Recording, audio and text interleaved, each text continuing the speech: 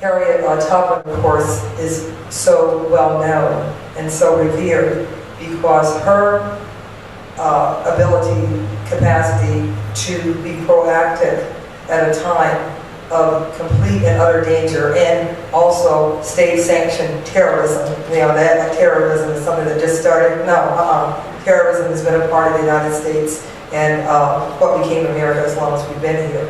But the thing is that she's well known because she exercised her capacity as a human being and as a black woman to try to make things better and different. But as I said, we have a great tradition of that, and I hope that we can continue to lift that up in our actions. We'll be talking more about that later.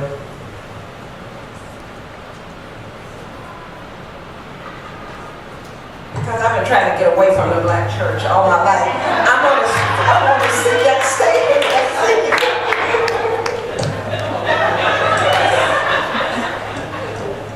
Oh my goodness. Let me just say how thoroughly I have enjoyed all of the papers today. I've learned a great deal, and I just have to say that Janelle and Vivian May are students of mine, former students of mine, when I was teaching that first Black Feminist Thought class at Emory, a little bit under duress. But one good thing that came out of that was the anthology, Words of Fire. You know, we were using Xerox material and so forth. And so probably it is quite possible that had I not been trying to teach that course from scratch, that book would have come. So I just want to say how happy I am to be here today and to have heard all the papers. And also how happy I am to always be back with Paula and Barbara. And we were thinking, Barbara and I, about the circumstances under which we met, and I just thought it might be good to just share that. We were both English professors at a certain point. I'm also a refugee from an English department. And we were active members of something called the, what was it, the Modern Language Association's Commission on the Status of Women. So we, people like Nellie McKay, there were lots of us were there. And so that's how we met. And then when I was thinking about the Women's Center, founding Women's Center at Spelman, Barbara Smith was the first person that Judy Gabor Hewitt and I went to talk to in Massachusetts, and that was in late 70s, so very, very long time.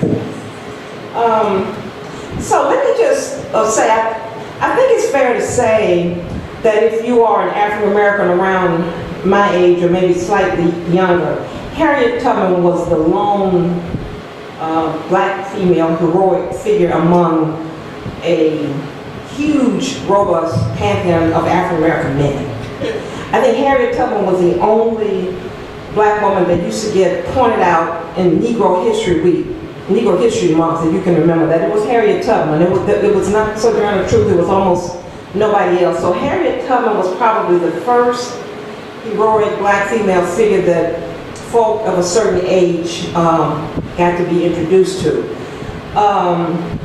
But she was sort of frozen in time. We only learned a few things. She was conductor of the Underground Railroad, and most of us thought, at least I did, that Underground Railroad was literally underground.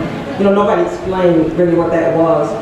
She was the quintessential race woman, and we learned very little else about her, other than she was this larger-than-life figure, and it was much, much later that any of us realized that she was 5 feet tall. She was 5 feet tall.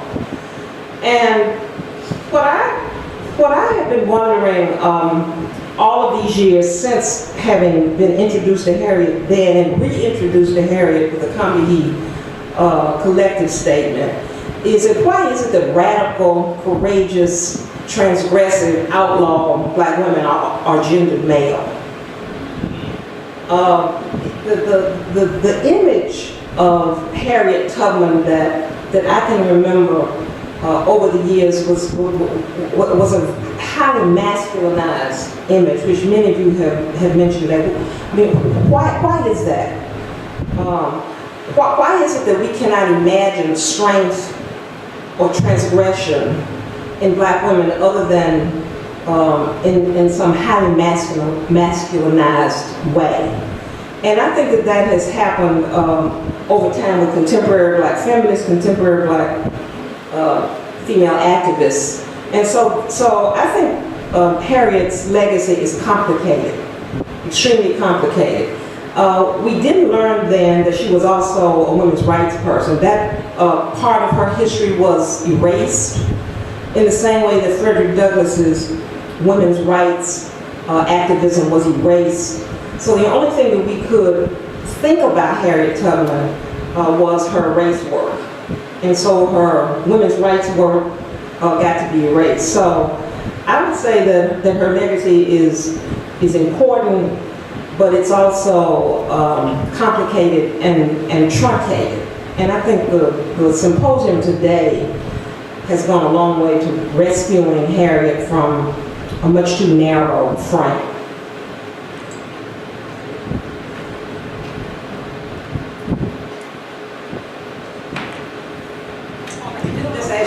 She's also masculine, she's also gendered male and also asexual, an asexual image. Not a manly image, but very asexual.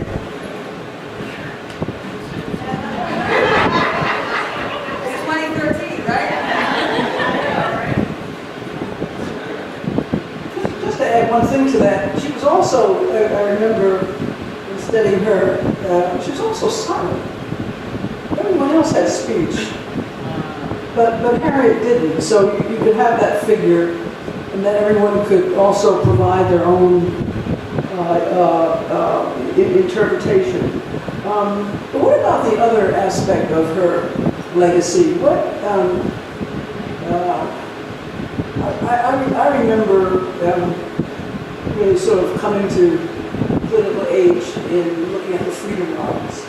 And in the early 60s. And I remember that was the first time I heard young people really talk about that they were willing to die for something.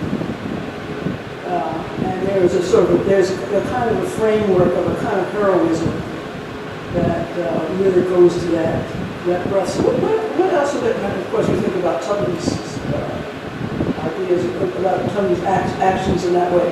What about in terms of her activism? What kind of legacies do you think